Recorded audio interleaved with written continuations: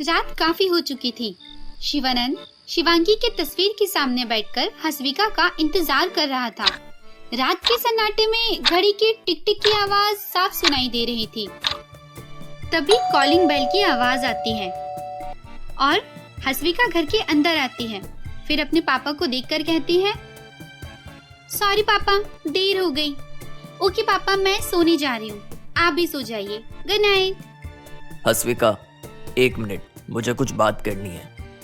पापा, I am tired, कल सुबह करते हैं। और वैसे भी इंसान को रात में बात नहीं सोना चाहिए। बेटा, भले ही हम इंसान कितनी भी बड़ी बड़ी बातें कर लें, लेकिन हमारा शरीर बढ़ते उम्र का एहसास करा ही देता है। पापा, मुझे समझ नहीं आ रहा है कि आप क्या कहना चाहते हैं। बेटा, मैं अब बूढ़ा हो रहा हूँ। अगर कल को मुझे कुछ हो गया तो तुम्हारा ख्याल कौन रखेगा? पापा, आपको क्या हो गया है? ये आप कैसी बातें कर रहे हैं? बेटा, मैं बस यही चाहता हूँ कि तुम अब शादी कर लो। क्या शादी? हाँ, शादी। लेकिन पापा, अभी तो मेरी पढ़ाई भी पूरी नहीं हुई है और आप कह रहे हैं कि मैं शादी कर लूं? अरे तो शादी के बाद हो जाएगी।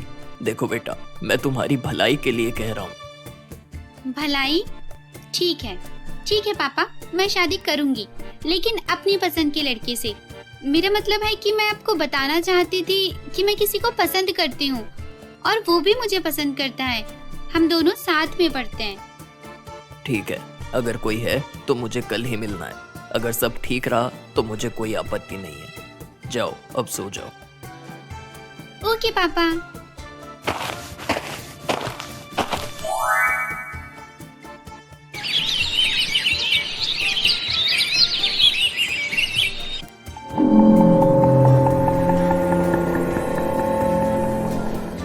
पापा, ये ही राज है, मैं जिसके बारे में बात कर रही थी।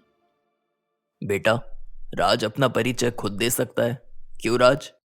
ऑफ कोर्स अंकल, मैं दे सकता हूँ। मेरा नाम राज सिन्हा है। मेरे पापा अमर सिन्हा और माँ मालती सिन्हा। मेरे पापा बिजनेसमैन है।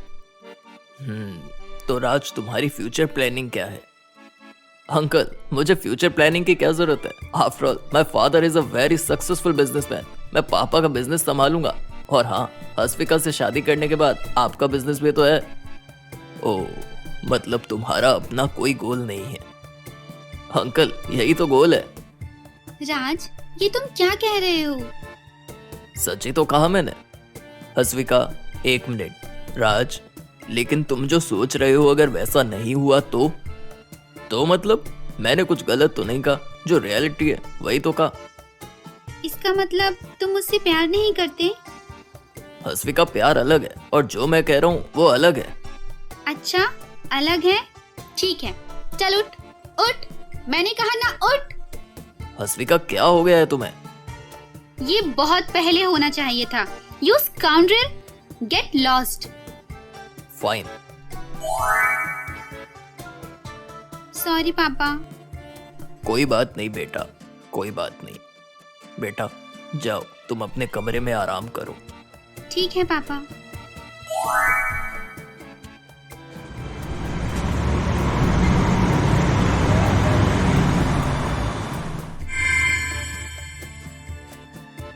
क्या मैं आ सकता हूँ? अरे रौनक, आओ बेटे, अंदर आओ, ये तो तुम्हारा ही घर है।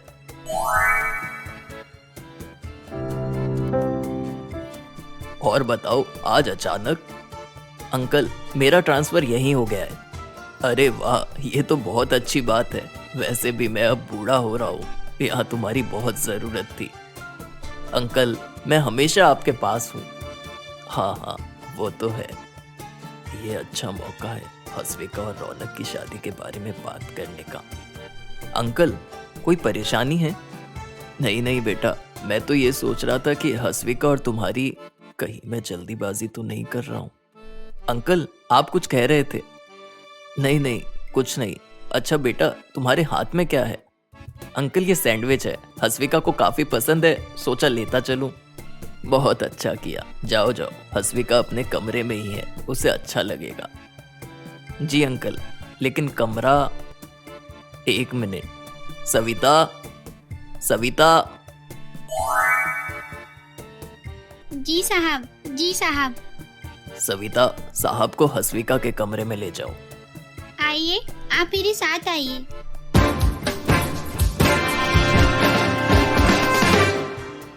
अगर किसी तरह हसविका और रौनक की शादी हो जाए तो मैं चैन की सांस ले सकूंगा। अंदर आ सकता हूँ? मुझे अभी कुछ नहीं चाहिए, जाओ तुम। सैंडविच भी नहीं? रौनक तुम? सॉरी, मुझे लगा। कोई बात नहीं, क्या मैं बैठ सकता हूँ? ओह हाँ। थैंक यू, ये लो तुम्हारा मनपसंद sandwich. Thank you so much. Raunak, क्या मैं पहले सैंडविच खा लूं? उसके बाद हम बात करते हैं। हाँ श्योर, कोई जल्दीबाजी नहीं है। हसविका एक तरफ सैंडविच खाती है और दूसरी तरफ रौनक उसे प्यार से खाते हुए देखता है। दरअसल रौनक का ट्रांसफर होकर यहाँ आने की एकमात्र वजह हसविका ही थी, क्योंकि शिमला में हसविका के साथ कुछ दिन बिताने के बाद रौनक को हसविका से प्यार हो गया था, लेकिन उसे समझ ही नहीं आ रहा था कि शुरुआत कहाँ से करे। सैंडविच खत्म करने के बाद हसविका रौनक से बात करने लगती है।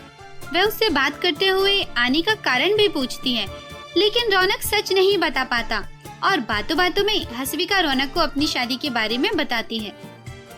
कैन यू इमेजिन रौनक, मैं राज से कितना प्यार करती थी, बट उस स्काउंडल ने तो। हसविका, शांत हो जाओ। अच्छा, तुम अंकल की बात क्यों नहीं मान लेती? रौनक, मैं अपने पापा से बहुत प्यार करती हूँ, लेकिन शादी अपनी मर्जी से करना ही सही है। लेकिन राज तो चला गया। हेलो, चला नहीं गया, मैंने उसे भगा दिया। वो नहीं तो क्या हुआ, मेरा एक और बॉयफ्रेंड है। क्या? एक और? चिल, ये सब नॉर्मल है। वैसे हम लड़कियां किसी एक के भरोसे नहीं रहते हैं, हमारे पास हमेशा ऑप्शंस होते हैं। ये नहीं तो वो सही। ओह। अच्छा रौनक, तुम्हारी कोई गर्लफ्रेंड है?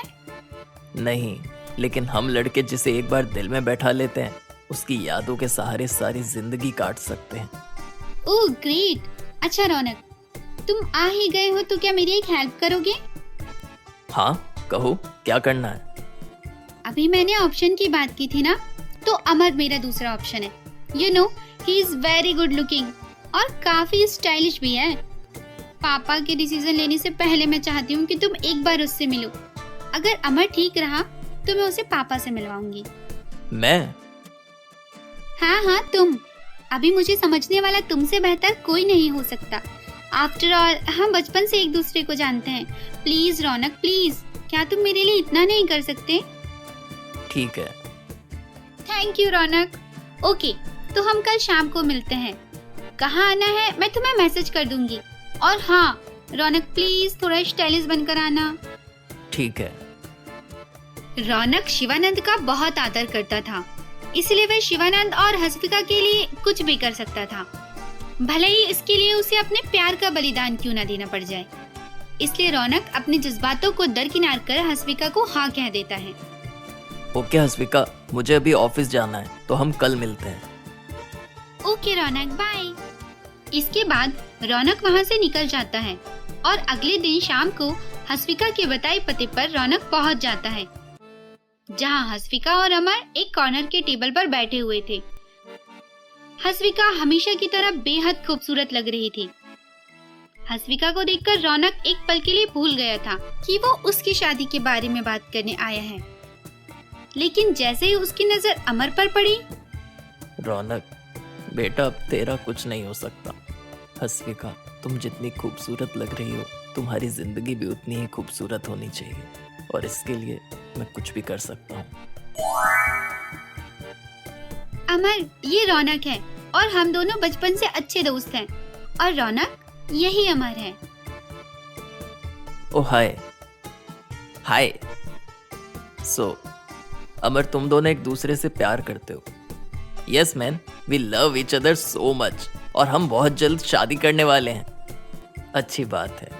अच्छा, क्या मैं तुम्हें एक सवाल पूछ सकता हूँ? बिंदास पूछो। क्यों अमर? यस पूछो। मान लो तुम दोनों की शादी हो गई, 1 साल तक सब ठीक चलता है, फिर तुम दोनों का झगड़ा होने लगता है, तो तुम क्या करोगे? पहले तो झगड़ा ना हो ऐसा कोशिश करूंगा, और अगर फिर भी झगड़ा होता ही रहा अगर लाइफ हेल ही हो जाए तो फिर हमें डाइवोर्स ले लेना चाहिए। व्हाट रबिश अमर, अगर झगड़ा होता रहा तो उस झगड़े में भी प्यार ढूंढा जा सकता है। डाइवोर्स लेना ये सोल्यूशन नहीं है। आई डोंट थिंक मैंने कुछ गलत कहा। जब झगड़ा होगा तो फिर साथ रहने से क्या फायदा। यू सच ए डम। शादी फायदे और नुकसान के लिए नहीं होती है, बल्कि हर हाल में एक दूसरे के साथ निभाने के लिए होती है। तुम शादी के लायक ही नहीं हो। आई एम सॉरी हस्विका, मेरा वो मतलब नहीं था। ये सब इसकी वजह से हुआ है। Why did you bring him हस्विका? पता नहीं कैसे जाहिलों जैसे सवाल पूछता है। ओह हेलो, तुझे पता भी नहीं है कि कौन है वो। अगर जान गया ना तो यहीं खड़े खड़े तेरा पेशाब निकल जाएगा। मुझे तुझ जैसे से शादी करना ही नहीं है। चलो रौनक, अब हस्विका क्या करने वाली थी? क्या हस्विका के लिए कोई और ऑप्शन है, या फिर हस्विका अब वही करेगी जो उसके पापा कहेंगे? जानने के लिए हमारे आने वाले एपिसोड को जरूर देखें।